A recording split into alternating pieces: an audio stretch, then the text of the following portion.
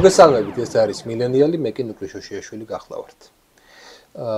იცვლება თანამედროვეობა. დღეს უკვე ხელოვნური ინტელექტის ეპოქა არის. ხელოვნურ ინტელექტში მიდის გარკვეულწილად კონკურენცია ზესახელმწიფოებს შორის, შეერთებულ შტატებსა და ძირითადად ჩინეთს შორის და ჩვენ ხედავთ, რომ ეხლა ამ ეტაპზე საუბარია იმაზე, რომ Google-ის ხელოვნური ინტელექტი მე მგონი უფრო განვითარებული ამ ეტაპზე, მაგრამ ჩინეთის არ ესე იგი წვეთს კვლევებს, არ წვეთს კონკურენციას და ფაქტია, რომ ახალ რეალობაში ვდგებით. სწორედ ესეთ ამ საკითხებზე რა რეალობა გველის წინ, რა ცივილიზაციაში აღმოჩნდებით, ამ საკითხებზე სასაუბროთ მოვიწვიეთ ფილოსოფოსი, ჩემი მეგობარი და კოლეგა ოთარ ჭულუხაძე. ოთარ, მოდი შენ ჰაიდეგერიანელი ხარ, ჰაიდეგერიანელი ხო? რომელიც ბევრ საუბრობდა ტექნიკაზე. საუბრობდა ტექნიკის შთანთქმაზე გარკვეულწილად ცივილიზაციის, რომ ადამიანი საკუთარ ყოფიერებას, საკუთარ თავს ვეღარ პოულობს, ну შეიძლება მე არაფილოსოფიურად ვამბობ ამ ყველაფერს, მაგრამ მსმენელისთვის რომ გასაგები იყოს.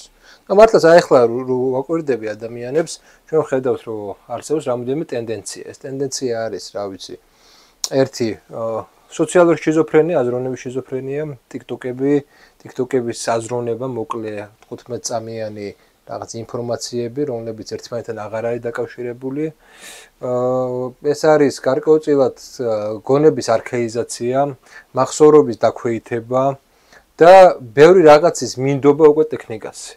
თანამედროვეობაში რაც ხდება. რამდენად ხედავ შენ იმას, რომ რაც უფრო დრო გავა, ადამიანი უფრო და უფრო მეტად მიენდობა ტექნოლოგიებს და უფრო და უფრო მეტად იქნება დამოკიდებული მათზე. Ну, ეს არის ცხადია ერთ-ერთი მთავარი გამოწვევა და შეგვიძლია ვთქვათ, რომ ეს რისკი არსებობს და ეს რისკი თანდათან ტექნოლოგიების დასთან ერთად გაიზრდება. ანუ აქ არ არის მთავარი საკითხი იმაზე, რომ ვთქვათ ადამიანების სამუშაო ადგილებს დაკარგავენ. აქ არის ერთგვარად მენტალურ სულიერ კასტრაციაზე ადამიანის, რაც გულისხმობს ყველაფრის გადაბარებას, ვთქვათ, ხელოვნური ინტელექტის აი ამ სწრაფად განვითარებადი აგენტებისადმი, როგორიც არის ვთქვათ ChatGPT, Grok-ი, DeepSeek-ი და სხვები, ხო? ეს აჩვენებს იმას, რომ ტექნოლოგიების ცივილიზაცია თანდათან ვითარდება, უბრალოდ რამდენად არის, ანუ ადამიანის მორალურ ეთიკური, ასე ვთქვათ, გენელი რამდენად არის იმ სიმაღლეზე, რომ ფეხი აუწყოს, ამაში მე ძალიან დიდი ეჭვი მეპარება, არა ცალკეული ადამიანების, არამედ კაცობრიობის როგორც ასეთის. ეხლა დავუსვი შეკითხვა სწორედ ხელოვნურ ინტელექტს, რომ რამდენად შეიძლება მომავალში ორი სახეობის ადამიანი განვითარდეს. ნუ რამდენიმე ვერსია თქვა და ერთ-ერთი არის აი საინტერესო ნეიროტექნოლოგიური და კიბერნეტიკა, ნუ ტვინის კომპიუტერის ინტერფეისი, რომ აი მოკლედ ადამიანის ტვინსში ჩადებენ და ადამიანის ტვინს ექნება პირდაპირ კავშირი იმ ზღვა ინფორმაციასთან და ზღვა ესე იგი რესურსებთან, რასაც აქვს, ესე იგი რაც აქვს ხელოვნურ ინტელექტს. ეს როგორ გონია, ზოგადად მიდის აშკარად ჩვენი განვითარება ამისკენ, რომ ადამიანების ნაწილს, განსაკუთრებით ელიტას, უნდა რომ იყოს, რა ვიცი, რატომაც არ მინდა ვიყო უკვდავი, ვიყო ესე რა ქვია, ყველაფერს ცოდნე და უფრო მეტად გავლენიანი. თუ მაქვს ამის რესურსი, ვდებ ტექნოლოგიებში ფულს და ვახდენ ტექნოლოგიებთან ასიმილირებას. რას ხედავ აქ პრობლემას? რაში აქ პრობლემა? Ну, პრობლემა აქ ცხადია არის ერთ-ერთი, ეს არის ძალაუფლებითი ასიმეტრია. ეს არის რომ ვთქვათ ესეთი ტიპის ვთქვათ კიბორგიზაცია კაცობრიობისა, თუ ეს მოხდება და ალბათ ნაწილობრივ რაღაც სუყე პროგნოზი ამბობს რომ მოხდება, არის ის რომ იქნება არახელმისაწვდომი ყველასთვის. ან ყოველ შემთხვევაში ფართო მასებისთვის ადამიანებისა პირობითად იმ ჩადებულ ჩიპს ვინ და როგორ გააკონტროლებს ეს არ ვიცით. და აქ რაც მნიშვნელოვანია, მე ვიტყოდი რომ კაცობრიობა მოგვაგონებს ერთგვარად იმ მატარებელს, რომელიც თითქოს უფსკრულისკენ მიექანება და უკვე აკრეფილი აქვს სათანადო სიჩქარე და რაც არ უნდა ახლა მუხრუჭებს აჭერდეს რაღაცა ტიპის შეიძლება გადაიჭეხოს კიდეც მოკლედ აი ამ უბსკულში. აი ბოდიში რო გაწოდებ და იგივე შეკითხვა დავუსვი ორი სახეობის ადამიანი ჩამოყალიბდებაო. ერთი იქნება გაუნჯობესებული ადამიანიო. ნუ თავისი ესე იგი მთელი ისინი აქვს რა შეიძლება რითი შეიძლება ადამიანი გაუნჯობესდეს. ო შემოწმებადი ფუნქციები უფრო მაღალი IQ ექნება ვიდრე ჩვეულებრივ ადამიანს. ექნება ფიზიკური შესაძლებლობების გაზრდა შეიძლება ტექნოლოგიების მეშვეობით და ნუ საკმაოდ ბევრი ისინია პლუსებია და მეორე სახეობას ის უწევს ბუნებრივ ადამიანს. და მიუწერე რომ შესაძლებელია თუ არა იყოს კონფლიქტი და ის წერს რომ სავსებით შესაძლებელია რომ იყოს კონფლიქტი ამ ორ სახეობას შორის და ეს ორი სახეობა ზოგადად ეს ხო კაპიტალიზმის ლოგიკური დასასრულია.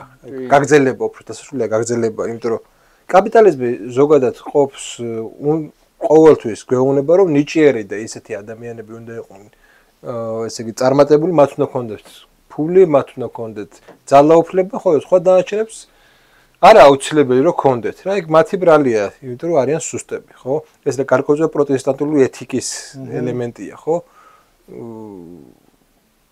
რა არის ამ ლოგიკაში ხარვეზე და მანახე როგორც ფილოსოფოსმა ეს ნუ ეს ამ ლოგიკის ხარვეზიანობა რეალურად როგორც დავინახეთ ძალიან რთული აღმოსაჩენია იმით უმეტეს იმის ფონზე რომ მათ შორის პროტესტანტულ ოჯახში გაზრდილმა თუმცა ქრისტიანობისგან გამდგარმა ფილოსოფოსმა ფრიდრიხ ნიცშემ ეს ძალაუფლების ნება გამოაცხადა როგორც რაღაც აზრით საერთო ყოფიერების მთავარ ნიშან-თვისებად, რომელიც სწორედ განსაზღვრავს იმას, რომ ესეთი ტიპის დაყოფა მოხდება. ის ხადი არ საუბრობდა ესე ტექნოლოგიურ დაყოფაზე, მაგრამ ნუ ყოველ შემთხვევაში შეიძლება ის არ საუბრობდა, მაგრამ ის ამოიცნობდა იმ ეპოქის სულს. შეიძლება ფილოსოფოსი არ საუბრობდეს კონკრეტულ ტერმინებში, მაგრამ მისგან ამოკითხვადი იყოს ეს და ეს გააკეთა ჰაიდეგერმა, როცა ნიცშეზე ამბობს, რომ აი ეს არის აი მოდერნულობის, აი ბუნების დაპყრობის და მათ შორის ეს კაპიტალიზმის და ასე შემდეგ, ასე ვთქვათ, მოდერნულობის, ასე ვთქვათ, აღსარება, ანუ ნიცშეს ფილოსოფია მოდერნის აღსარება, როცა ის საუბრობს, რომ აი ძალაუფლების ნება და ჰაიდეგერისთვის ეს ტექნოლოგიური ძალაუფლების ნება არის სინამდვილეში აი მოდერნული პროექტის, ანუ ეპოქალური პროექტის მთავარი არსი, რომ ესე იგი ადამიანის მიერ ბუნების დაპყრობა და საკუთარ თავში ბუნებრივის დაპყრობა უნდა იყოს ჩვენი, ასე ვთქვათ, არსებობის ანი და ჰოე. და ვინც ამას ვერ შეძლებს, მით უარესი მათვის. რაც შეეხება რა ძაღწერე, ეგ არის წინააღმდეგები მაგას. ხო, ზუსტად მაგას ვამბობ, უბრალოდ ჰაიდეგერი ამას განსხვავებით ნიცშესა უფრო კრიტიკულად უყურებს, თუმცა ხა ნიცშეს არ იყო ესე ტექნოცენტრისტი, მაგრამ ნუ ჰაიდეგერი ამბობს ამ შემთხვევაში, რომ ჩვენ ეს არის ყოფიერების დავიწყების მორიგი და ალბათ შეიძლება უმთავრესი ნაბიჯი. რა არის ხო ყოფიერების დავიწყება რო განუმარტოთ, ანუ რაღაც აზრით ადამიანი თანდათან ამ ბუნებისგან გამოყოფით, გამოყოფით და რაღაც აი მათემატიზაციით ყველაფრის, რაღაც ასე ვთქვათ, ყველაფრის საკუთარ თავზე მორგებით და რაღაც აი თავისი მატრიცების შექმნით რაღაცას კარგავს და ეს რაღაცა შეიძლება თქვას, რომ აი არსებობით კბობა თუ შეიძლება ესე ვთქვათ, არსებობის ანუ არსებულად ყოფნის რაღაც სიღრმეებს ხო და რაღაც აი შინაგან ჩაღრმავებას თუ აი ესეთ რაღაცებს კარგავს და ამას რაღაცა ვულგარული ტექნოლოგიური მომენტები ანაცვლებს აი ესე რო ვთქვა და ჰაიდეგერზე რადგან ვსაუბრობთ ის ამას თელ დასავლურ კულტურაზე მიაწერს რა. ნახე მე ჰაიდეგერზე ამ შემთხვევაში არ ვსაუბრობ შენზე როგორც ფილოსოფოსზე რომელიც ეს გინდა რომ ეხა დავაპირისპირდეთ. ეხა შენ რას თქვი?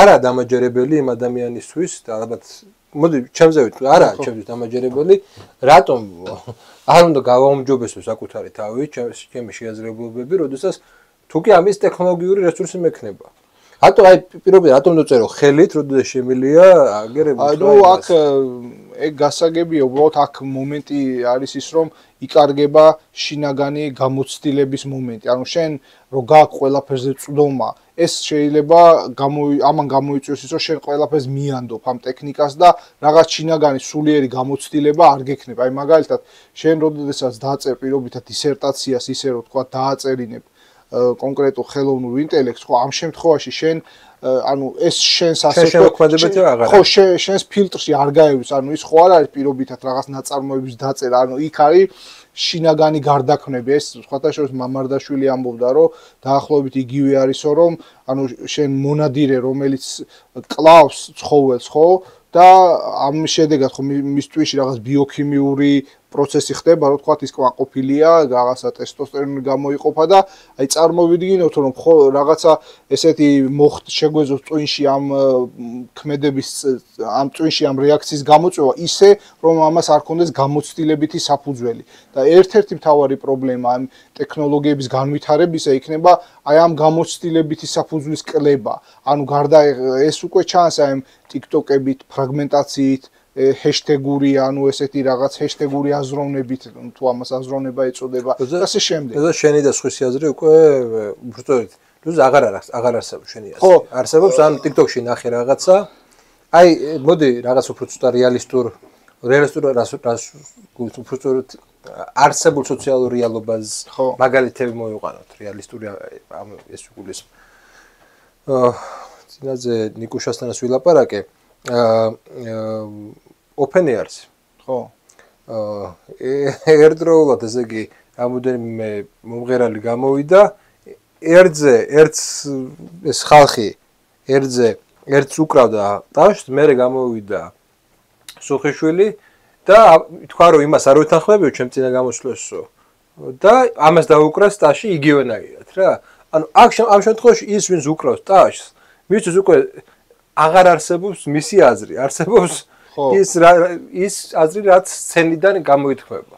კი ბატონო, ზუსტად ეგ არის მნიშვნელოვანი, ესე კიდევ უფრო მარტივად თუ ვიტყვით, ანუ ადამიანების დღეს ჩვენ ცხოვრობთ, ასე ვთქვათ, ჩვენ გვიწევს ბრძოლა, ასე ვთქვათ, პროტოზომბებთან, ანუ ზომბების რაღაცნაირი წინა ვერსიებთან, ხო? ამე ყველაზე ცხადია ვერ ვიტყვი, მაგრამ ის ადამიანები, რომელსაც აი ეს რაღაც შინაგანი, რაღაცა მორალური სამსჯავრო, რასაც ეძახიან, რომ აი შენ რაღაცა იდეა, იდეოლოგია, შეხედულება პოლიტიკური მწამსი თუ სხვა შენს რაღაცა შინაგანი მორალის თუ სინდისის შუქზე უნდა გაანათო, ეს აბსოლუტურად ამოღებულია და ამას თუ გამოაცლი ადამიანს, რასაც ტექნოლოგია გამოიწვევს, ის ხდება პროტოზომბი. და აი გეტყვი რატო და ეს ზომბები უკვე აღარ იქნება ზომბი, რომელიც იდეოლოგიურად ზომბილებულია, უკვე იდეოლოგიურ მატერიალურ ზომბირებაზე იქნება თუ შენ მას პირობითად ჩიპს ჩაუდგა, ხო? იმიტომ რომ იქ მე დარწმუნებული ვარ თუ ეს მოხდება, იქ რაღაცა ტიპის გრადაცია და ვიღაცეებს ექნებათ, ასე ვთქვათ, პულტი, ესე ხატოვნად ვამბობ ცხადი ამ პულტს, რომლითაც პირობითად შეიძლება მართულ იყოს, ხო, ანუ რა შევა იქ და როგორ რა არ მიეწოდება, ხო? ანუ ესეთი ტიპის საფრთხეებს, შენ როცა მეკითხები, აი რა კონტრარგუმენტია, ვთქვათ, აი ამ მისაწინააღმდეგოდ, ეს არის, თორე ახლა მე იმას არ ვამბობ, რომ ავიღო, ვთქვათ, ისე მელნიანი და ბუმბული და იმით ვწერო, ცხადია. ტექნოლოგია კი, კარგია, უბრალოდ რაღაცა ტიპის შინაგანობის შენარჩუნების ფონზე. ეს არ ვამბობ, რომ იულია პირიქით ჯოჯოხეთ თუ არა ძნელია, მაგრამ მე სხვა გამოსავალს ვერ ვხედავ. ეს არის ერთადერთი ხსნა და აი ესეთი ტიპის საზოგადოებაზე შეიძლება გავთვალოთ თუ რამე ალტერნატივა. ეს ხოდა შორის უნდა ითქვას, შენ არ გიყო სამეცნიერო ფანტასტიკა რამდენადაც ვიცი, მაგრამ ამაზე ექსპერიმენტს არის ეგეთი წიგნი, ვოცის მე მქონდა ერთი გადაცემა ამაზე, ვოციც ბრმას, ესა ყალბის სიბრმავე. ნუ ყალბის სიბრმავე თვითონ ტერმინი არის ის, რომ ჩვენი თვალი ხედავს, აქვს შავი ლაქები რა, ჩვენ ხედველობას, ტვინის აქვას უпростоრეთ რა. ნუ ეს უცხოპლანეტელები, უბრალოდ აი ამ პერიოდში გადაადგილდებოდნენ და ამიტომ ჩვენთვის ის რჩებოდნენ. ვერ ახმადები არ იყვნენ. მაგრამ აქ თავი რა არის? ეს არის მართლა მომავალი სამყარო, სადაც გაჩნდა ტექნოლოგიები, სადაც ადამიანები ისეთი ტექნოლოგია გაჩნდა, როგორც მატრიცა. მატრიცა. ამ მოყოთ მატრიცას მაგრად უწოდებენ 64-ს, ეგეთი ის ქვია და ოღონდ მატრიცისგან განსხვავებით, ადამიანები ნებაყოფლობით შედიან აქ. აბსოლუტურად ნებაყოფლობით შედიან ამ ვირტუალურ სამყაროში. გაჩნდა ის, რომ მათ უკვე ყველაფერი აქვთ, ანუ შეიქმნა ტექნოლოგია, რომელიც ავი ჭიქა გინდა, დაგიბეჭდავს ის ჭიქას, პრინტერებს გავსია რა. დაგიბეჭდავს ჭიქას, გინდა კომპიუტერი აგიწყობს კომპიუტერს, სახშივე აგიწყობს რა.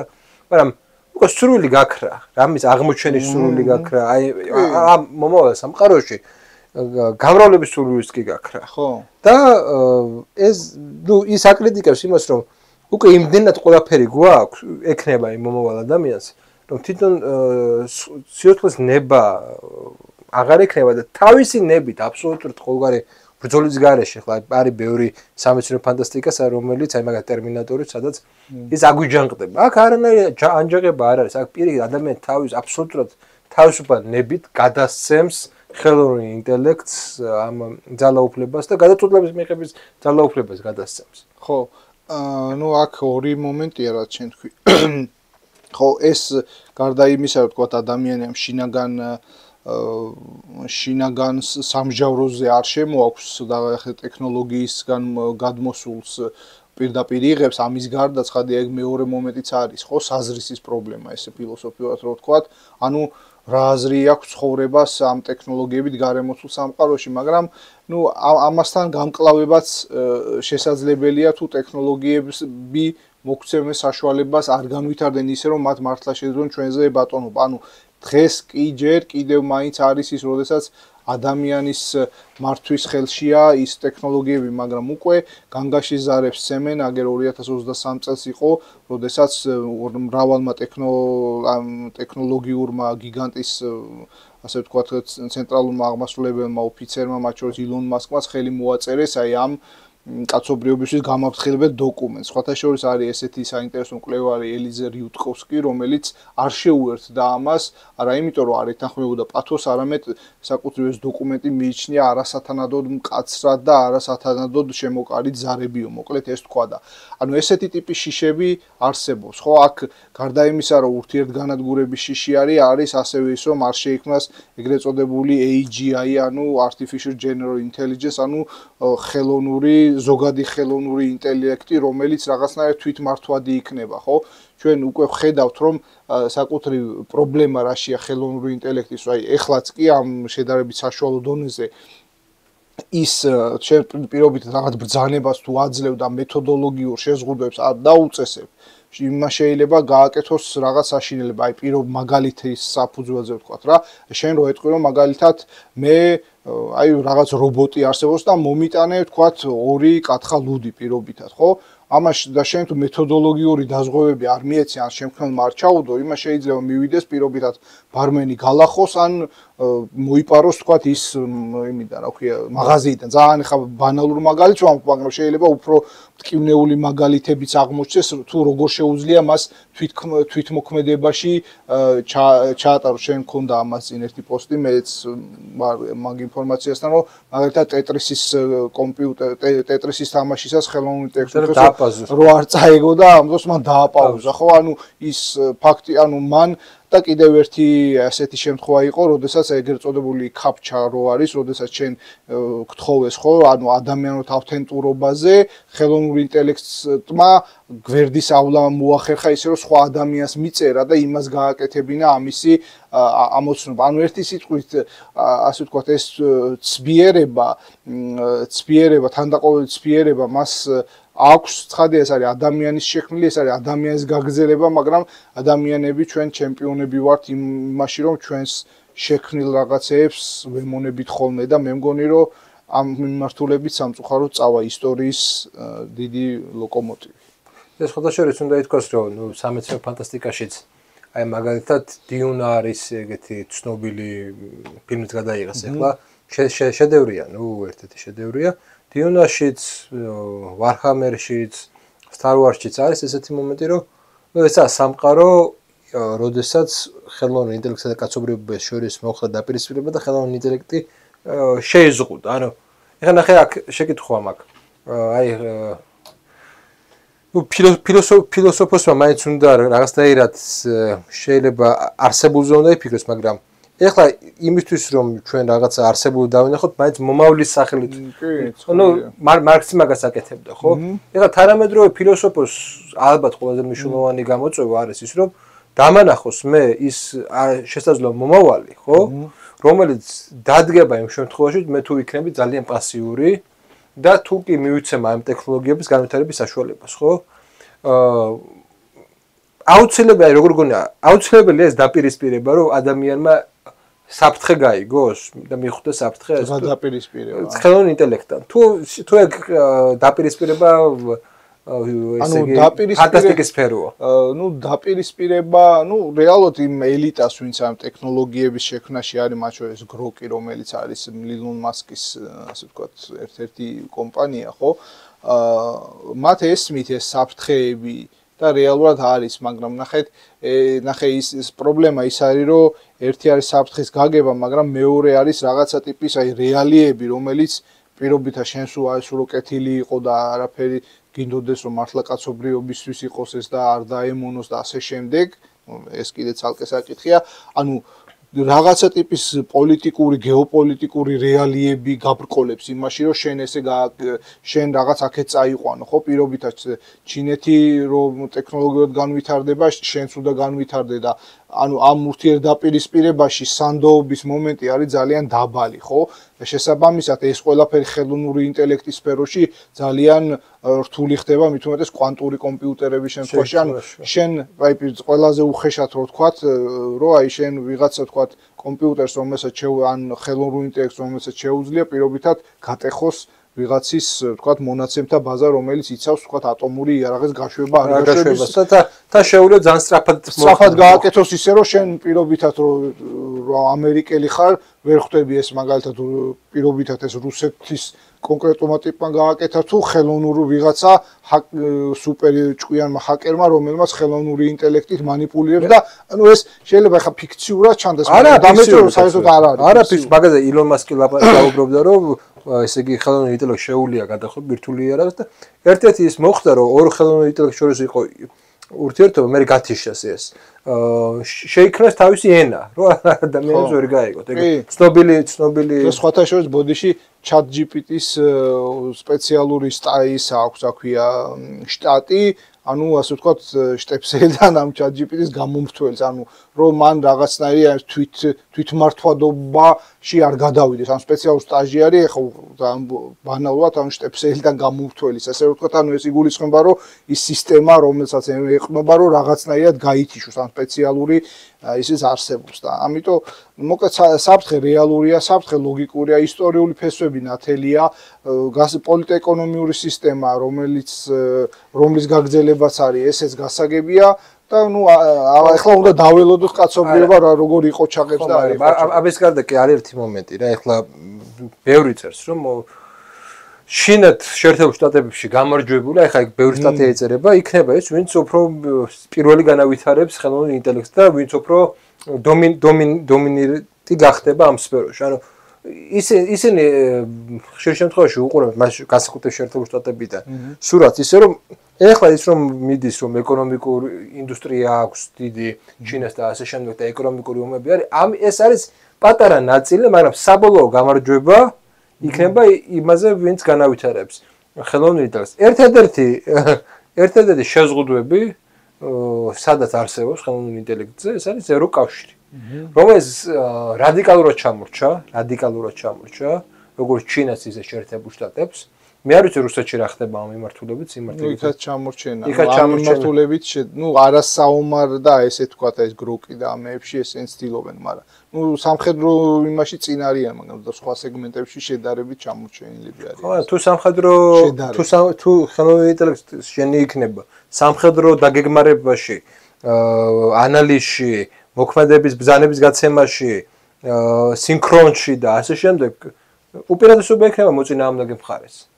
ანუ როდესაც ადამიანის ფაქტორი მინიმუმამდე დავა, მაგ დაპირისპირებაში, ფაქტია, რომ იმ შეცდომებს, რა შეცდომებს ახლა ხდება ფრონტის ხაზზე, როგორც ერთი მხრიდან, ისე მეორე მხრიდან, ამას არ აქვს მნიშვნელობა.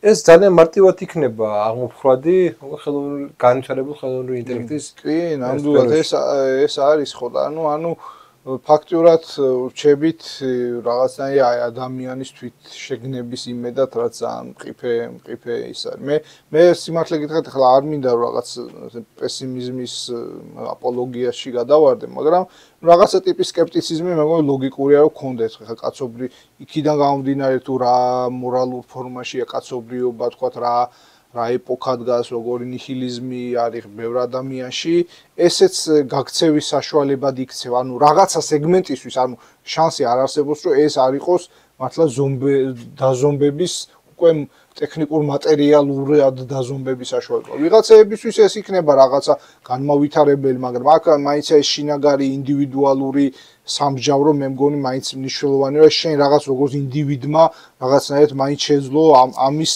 რაღაცნაირად ამაზე მაღლა დადგომა. და შეიძლება პირობითად ატომურ ბომბს თუ გაისვის, მე გინდა მაღლა დადექი გინდა ბლა, მაგრამ მაინც აი ყოველდღიურობაში კი გამოიყენე, მაგრამ არ დაემო. აი ეს არგუმენტი რატომ არის ცოტა ისეთი. ანუ ერთ-ერთი ხელოვნური ინტელექტის აკრძალვის ლოგიკა გომარეობს იმაში, რომ თუ კი ხელოვნური ინტელექტი არის საფრთხე ადამიანის არსებობაზე. მე არ ვამბობ რომ აკრძალვის, ის რეგულირები. კაი, აი მეორე ის ავიღოთ, რომ ორივე დიდმა სახელმწიფომ, ან თუნდაც ავიღოთ რუსეთის დავამატოთ ამ სახელმწიფოებს, აქვთ ძლიერი ხელოვნური ინტელექტი. და პირობითად, აგერ პუტინი არის გამოსვლილი პრეზიდენტი, მაგრამ პუტინს ეს ხელოვნური ინტელექტი ეუბნება, რომ ის მეორე ხელოვნური პირობითად ამერიკულ ხელოვნური ინტელექტი იქცევა ესე და ეს თუ ესე არ მოიქცევა, უკვე გვიანი იქნება. კი. პუტინის ამ შემთხვევაში გადამოწმების რესურსი იმ მომენტში არ ექნება. ვერცად ადამიანს ვერ ექნება, არა მარტო პუტინს, არამედ ვერცად ადამიანს ვერ ექნება გადამოწმების რესურსი. გამოდის რომ გადაწყვეტილების მიღებაზე დიდი გავლენას იქონეს, გადამწყვეტ გავლენას იქონიებს ხელოვნური ინტელექტის ანალიზი. კი. ხო, მე ნახე მაგაში მოყვები და მე მაგას ვამბობ, რომ თუ ანუ შეუქცევადი ხდება ისე, რომ ხელოვნური ინტელექტი იწვევს განადგურებას, შენ რაც არ უნდა ხა ინდივიდუალურად ამაღლდე ხელოვნურ ინტელექტზე და მაინც რაღაცა სიცოცხლის ხნეობა შეინარჩუნო და ასე შემდეგ, შენ ჩაგიყოლიებს, მაგრამ თუ ეს არ მოხდა, მე მგონია, რომ მაგ მიმართულებით საზოგადოებამ უნდა იმუშაოს, რომ ხელოვნურ ინტელექტთან რაღაცა ტიპის ადაპტაცია მოახდინოს, არა აუცილებლად კიბორგის სახით, მაგრამ რაღაცა ტიპის გამოყენება, მაგრამ მასზე მაღლა დადგომა და მისი სარგებლიანობის გამოყენება. ანუ ეს ერთი მხარეა, მაგრამ ახლა პირობითად მართლა თუ ისე დონეზე განვითარდა, როცა შენ, რა ვიცი, ეგეთი რაღაცა მოხდება, მე ხა შენ რაც არ უნდა ეთიკურად და ისე პრაქტიკულად მაღლა დადგე და რაღაც შინაგანი ნებელობა გამოიჩინო, ახლა თუ მოსახდენი თუ უნდა მოხდეს, მე უკვე მართლა ეს არის, ხო, ძალა აღმარts მოხნავს და მაგიტომ გეუბნები, რომ ანუ იქნებ, ნუ ერთი ის რომ ბუნებრივია, მაგრამ იქნებ თუ ერთ-ერთი არგუმენტი ის შეიძლება იყოს ფილოსოფოსის, რომ თქვას, რომ ეს ჩვენ დაღუპავს, როგორც სახეობას. კი, შეიძლება ითქვას, თუ მე ახლა ცხადია მე უერთები არა მარტო ფილოსოფოსის, არამედ იმ საკუთრივ ტექნოლოგიის გურუები იძახიან, რომ დაღუპავს ილონ მასკი და ვიღაც სხვებიც, ხო? ალტმანი და კიდევ სხვები. ხო, კი, ცხადია დაღუპავს და ამ დაღუპას თავისი ახლა ფილოსოფია ახსნებია ჰაიდეგერზე შეგვიძლია ვთქვათ, რომ ეს არის რაღაცა ტიპის დასავლური კაცობრიობის ლოგიკური განვითარება, ხო, სადაც ტექნიკა შემოდის ცენტრალურზე. და გინდა არადასავლურია იღე. ჩინეთი ანვითარებს ახლა. ჩინეთის ხანაზე განვითარდება, განვითარება. ჩინეთზე შეგვიძლია ვთქვათ, რომ ჩინური განვითარება არის დასავლეთში ამოსული იდეოლოგიის ნიადაგზე განვითარება და ის დასავლური, ასე ვთქვათ, დასავლური ყაიდაზე არის. გასაგებია რომ მარქსიზმი, კომუნიზმი ჩინური მახასიათებლებით, მაგრამ მაინც რა ეს ტექნოცენტრულობა, ხო? არის რაღაცნაირად ტექნოცენტრულობა და ესეთია მე ამას მოყოლილი კონსუმერიზმი, მაინც დასავლური ფენომენია რა. არის ესეთი ფენომენი, არის მოდი ესე ვთქვათ, განზრახვის ლოგიკა და კანონზომიერების ლოგიკა, ხო? ნუ ერთი ის რომ განზრახვა ერთია, კანონზომიერება მეორეა. აი, რო ავიღოთ კაცობრიობის განვითარების რაღაც ეტაპები და შევადაროთ თანამედროვეობას. კაცობრიობის რაღაც ეტაპზე, ესე იგი, ქვედა პალეოლითის ხანაში, არსებობდა რამოდენიმე სახეობის ადამიანი. იყო ნეანდერტალელები, დადასტურებულთვის იყო კიდე რამოდენიმე სახეობა და იყო Homo sapiens. სხვადასხვა ქცევის ნორმები, სხვადასხვა ტვინის ზომები, სხვადასხვა კულტურ ბევრი საუბრობს იმას, რომ კრომიანელებმა, ანუ ჩვენ მოუშველო წინაპრებმა ბევრი რაღაცა კულტურული ასპექტი გადმოიღეს ნეანდერტალელებისგან. აბსოლუტურად ბევრი რაღაცა. მაგრამ ამ კონკურენციის ლოგიკა ის კი არ იყო, რომ მათ ითანამშრომლებს ერთმანეთთან. არამედ ის იყო, რომ ერთი სახეობა დარჩა საბოლოო ჯამში. კი, ცხადი. ეხლა ჩვენ ხელოვნურად შექმნით, ანუ ისეთ თქმა მინდა, რომ იმ პერიოდში იყო რამოდენიმე ინტელექტი. იყო ნეანდერტალელების ინტელექტი, იყო Homo sapiens-ების ინტელექტი და ასე შემდეგ, მაგრამ ერთმა გაიმარჯვა. ეხლა არის ესეთი ლოგიკა. შეკითხვა რომ ესე დავსვათ. ანუ ჩვენ აი ამ ეტაპზე, როდესაც უკვე ხელოვნური ინტელექტი არ არის სამეცნიერო ფანტასტიკა, არამედ არის ის, რაც ძალიან სწრაფად ვითარდება, იმაზე სწრაფად ვითარდება, ვიდრე ჩვენ ამას მოველოდით, ხო? გადარჩენის საშუალება ტექნოლოგიებთან შერწყმის გარეშე გვაქვს. გარდა რომ რასაც პოსტჰუმანისტები საუბრობენ, რა, რომ ჩვენ ტვინში აღმოჩნდეს ჩიპები, რომელიც შეძლებს კონკურენცია გაუწიოს ამ. ნუ ეგ ლოგიკურია ხა ევოლუციურად მე მესმის ხა იმ და მეც შემთხვევაში სკეპტიკურად ვარ, იმიტომ პირობითად წარმოიდგინე, რომ აი 100 კაციან საზოგადოებაზე ვთქვა სიმარტივისთვის, რომ ვიღაცა ოცმა ჩაიდგა თვალში ისეთი ხედვა, რომელიც, რა ვიცი, ინფრაწითელ სხივებს ხედავს და ღამეში ხედავს და შენ ჩვეულებრივი ადამიანი ხარ. იმას ხო და კიდე ბევრი სხვა რაღაცა რა, თქვათ რაღაც ხელი აქვს დამატებით ძლიერი. ის ხო პირობითად ახალი თითის გამოიგონეს და იგი ხო ანუ ის პირობითად ხო იმ რკინის ხელი შენ მოგერევა და დანახვის შემთხვევა დანახვაში ანუ ევოლუციურ უპირატესობებს მოიპოვებ შენზე და იმისთვის რომ შენ არ დაიღუპო კიბორგიზაცია იქნება შენი გზაც. მე ამ საფრთხეს ხადია ვხედავ და ვიაზრებ. მე არ ვიცი, მე უბრალოდ იმიტომ ვამბობ, რომ ადამიანის, ანუ რამდენად აქვს თანამედროვე ადამიანს რაღაც ეს განზრახვა არ აქვს, მაგრამ კანონზომიერების ლოგიკა ეს კანონზომიერების ლოგიკაც ავხსნათ. მე კანონზომიერების ლოგიკა საკუთარი თავისი პარადიგმული ცვლილებები და ხა ჩემი ეს დაჟინება ნიცშეზე და ჰაიდეგერზე რომელთა ჩემ მეგობრებს ხშირად გულს უწუხებ, მაგრამ მაინც არის გამოწვეული იმით, რომ მაგალითად ნიცშესეული ეს ქმნადობა, ხო რას ნიშნავს, რომ ადრე შუა საუკუნეებში ესეთი მეტაფიზიკაში იყო, რომ ადამიანი რაღაცა მიმაგრებული, ფიქსირებულია და ინდუსტრიულმა საზოგადოებამ გახსნა ადამიანი, ანუ ის ფაქტი, რომ წარმოდგენადი გახდა, რომ ადამიანი როგორც ბიოლოგიური არსება არ არის ევოლუციის გვირგვინი, არც ქმნადობის გვირგვინი, არამედ რაღაცა ისეთია, რაც გადალახულ უნდა იქნას, ხო, ნიცშესეულად რო ვთქვა და მე ევოლუციის თეორიიდან გამომდინარე. ხო, და ასე შემდეგ. ანუ ის ხო ევოლუციის თეორიაც მაგ ქმნადობის ერთ-ერთი ის არის, რომ ქმნადობა როგორც ცვალებადო, ანუ შენ ღია სისტემა ხარ ადამიანო და რა ვიცი ხარ კიბორგად იქცევი და კიბორგები გააგრძელებენ არსებობას რა პრობლემაა. ეს ტრადიციული და პრინციპში ადრეული მოდერნული ადამიანისთვისაც არის შოკი.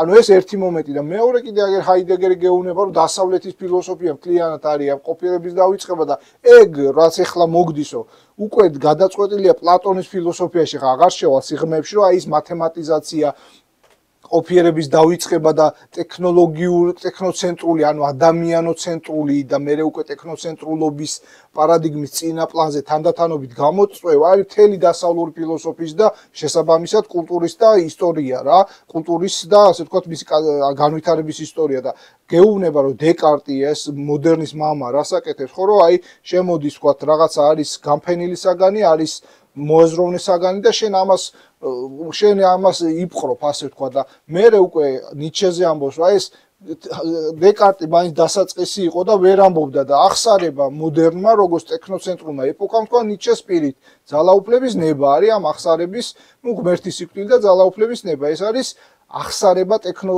ტექნოცენტრული კულტურისა, მოდერნულობისა რა ეს არის რატომაც აი ის რაც ვთქვით რომ კანონზომიერებების ლოგიკა. აი ეს არის კანონზომიერებები რაც დასავლეთში ხდება. ხო ხა ჩვენთან დასავლეთზე ძალიან ესეთი წარმოდგენები აქვს ზედაპირული ხშირ შემთხვევაში, ხო? მაგრამ ნუ აი ესეთი ამბავია მოკლედ რა დასავლეთის და ტექნოლოგიების მიმართებაში. ესე იგი არის ბევრი ხა ძირითადად მე ეგრე ვხედავ რა თანამედროვე კონსერვატიზმი. ეს არაა კონსერვატიზმი. ეს არის ადამიანის გადარჩენის ბოლო მცდელობა. იმისაც სამწუხაროდ ეს შეიძლება ითქვას, კი. ეს არის სიამოვნებაში, როდესაც თანამედროვე კონსერვატიზმზე საუბრობთ, ეს არის მოხმობილია, თქო, ყველანაირი პლასტი, მოდერნული, პრემოდერნული, არქაული. ყველაფერი, ხო. ანუ ეს არ არის, აქ არ არის საუბარი იმდენად კონკრეტულ ტრადიციაზე. რამდენად იმაზე, რომ მოდით რა, კი ხედავთ, რომ რაღაც გარდაუვალი რაღაც ტექნოლოგიური განვითარებები მოდის, მაგრამ არ დავივიწყოთ ადამიანობა და ადამიანია მთავარი, ეს არის და ამის თქმა არის, ჰუმანისტური, ანუ ჰუმანიზმის კონსერვირება ცდილობს, იქნება მოდერნული თუ ქრისტიანული ჰუმანიზმი. ხო, ჰუმანიზმის ბოლო ის არის რა. გაბრძოლება შეიძლება ვთქვათ. ბასტიონი. მაგრამ შეიძლება, ანუ შენ ფიქრობ, ახლა შემოგიბრუნებ კითხვას, ანუ ეს გაბრძოლების შედეგი უკვე წინასწარ განსაზღვრულია, შენ როგორ ფიქრობ? თუ 50-50-ია, ასე ვთქვათ, 50-50-ია, თუ 90-ზე, თუ 100-0, რომ უკვე ცუდათაა საქმე. ისე რა არის, რა თქმა უნდა, მინდა ესე ვიყო, რომ როგორც არის რა, გონის ოპტიმიზმი და გონის პესიმიზმი, ხო? გონის. რა თქმა უნდა, მინდა რომ ხედავდე გამოსავალს და მინდა რომ ხედავდე გარკვეულწილად რაღაც სხვა ლოგიკას, მაგრამ აი იმ წერტილში სადაც ახლა ჩვენ ვიმყოფებით, მე სამწუხაროდ ალტერნატიულ საშუალებებს ვერ ხედავთ. ანუ მაგალითად საქართველოს თქვა პირობითად ესეც ჩათვლა საქართველოს თქვა ამ ტექნოლოგიებზე უარი. 3-4 წელიწადში და შეიძლება უფრო ნაკლებშიც იმ ხელა ჩამორჩენა გვექნება ჩვენ და იმ სამყაროსთან რომელსაც არ თქვა ამაზე უარი. ხო? იმ ხელა ჩამორჩენა გვექნება რომ უბრალოდ ვერ მიცოთ. აი ეგ დაახლოებით როგორი არის, იცი? ეგ სოფლიო ისტორიაში რამოდენიმე ხალხმა გააკეთა, მაგალითად იაპონელებმა გააკეთეს თავის დროს, როდესაც ცეცხლსროლი იარაღი აკრძალეს. და აი კაი ხანი იყო ჩაკეტილობა მე-19 საუკუნემდე იყო, ხო? ჩაკეტილობა იაპონიაში. თუ ჩინეთს. იაპონიაზე საუბარი. იაპონიაში და სამურაების კულტურა სწორედ აქედან გაჩნდა, იმიტომ რომ და ფეოდალიზმი შენარჩუნდა ძალიან გვიან პერიოდამდე. იქ ფეოდალიზმი თუ იარაღმა შეცვალა და მასობრივმა არმიებმა და სხვა შეცვალა. კი, შეიძლება სადღაც იარსებობს ესეთი კონძულები, ხო? მაგრამ გლობალური ისტორიის ნაწილი ვართ ჩვენ, გვინდა არ გვინდა რაღაც ცენტრში ვართ.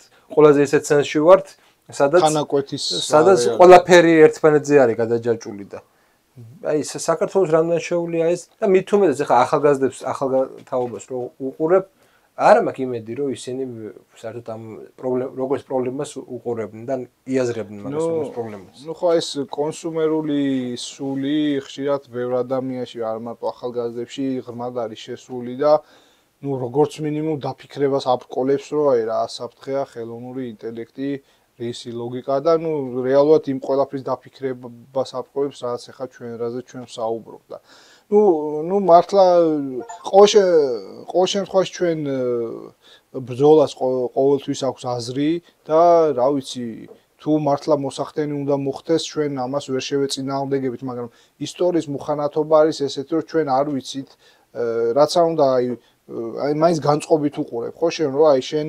რაღაცეებიდან ამოდიხარ ხო ვიღაც საზოგადოების რაღაც სეგმენტს უყურებ აი ხა როგორ თქვა რაღაც ისტორიულ რაღაც ფილოსოფიური პარადიგმები და ეს ყველაფერი განწყობის მერე ამბობ რომ აი ვсё განწირულები ვართ ან არა არ ვართ განწირულები ან პირობითად რა ვიცი ყველაფერი კარგად იქნება ანუ ეს სამივე პირობითად ვერსია ჩვენ არ ვიცი და მაინც ეს ჩვენი განწყობის ილუზია ეგრეთ წოდებული wishful thinking-ი არის ან აი რაღაცა ისეთია რა რომ არ ვიცით. საბოლოო ჯამში უნდა ვაღიაროთ რომ არ ვიცით.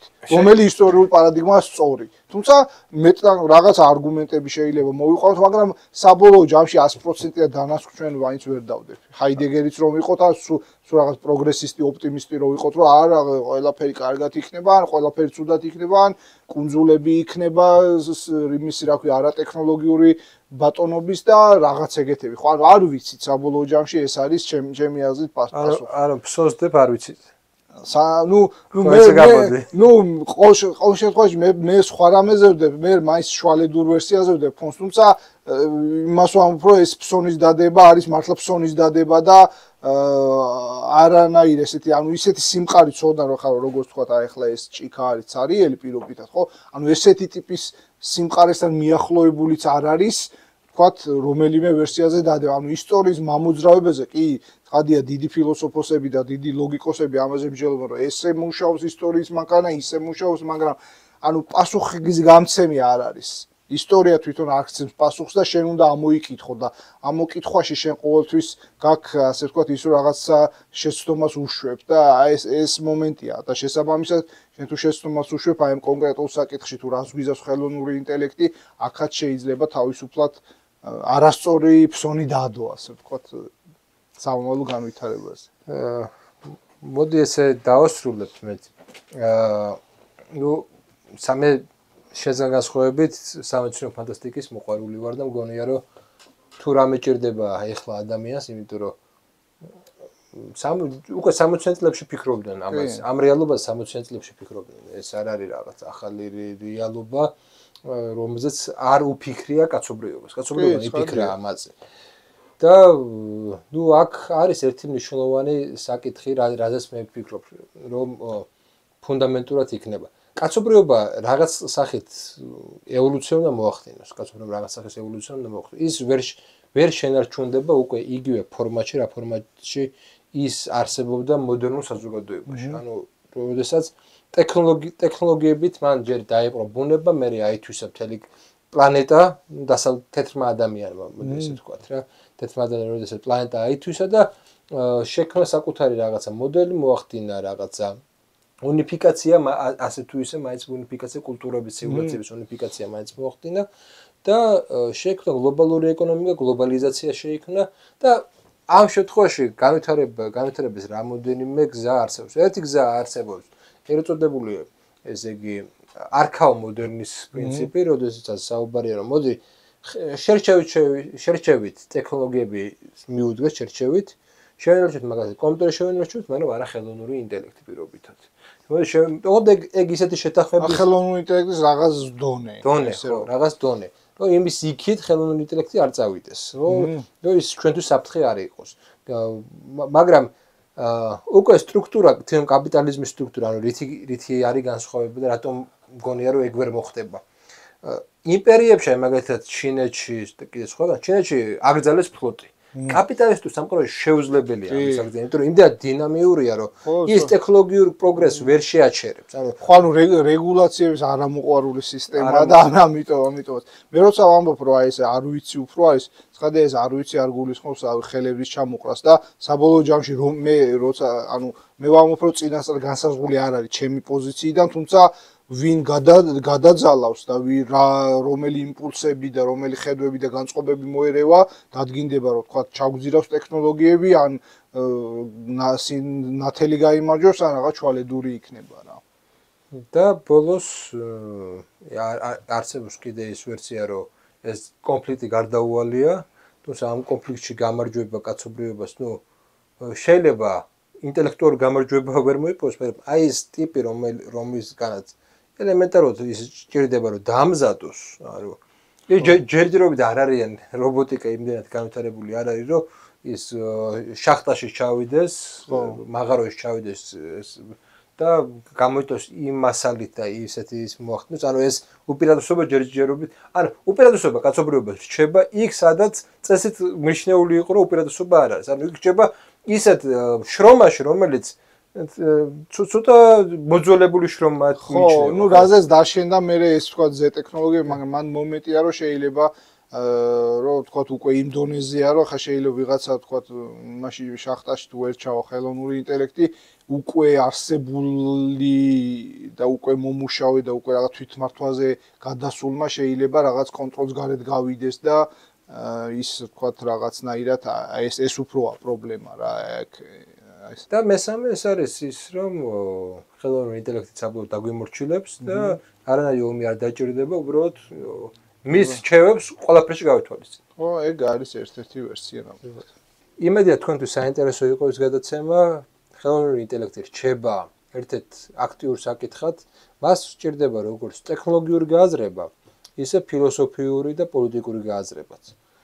საჭიროა დავინახოთ მისი როლი ყველა სფეროში, როგორც თავის დროზე ელექტროენერგიამ შეცვალა კაცობრიობის განვითარების გზა, ეხლა უფრო მეტად ცვლის ხელოვნური ინტელექტი ისვლის არა მარტო ტექნოლოგიურად, არამედ ანთროპოლოგიურ განვითარებას კაცობრიობის, იმიტომ რომ შეიძლება სულ რამოდენიმე ხანში სულ სხვა სახეობა აღმოჩნდეთ.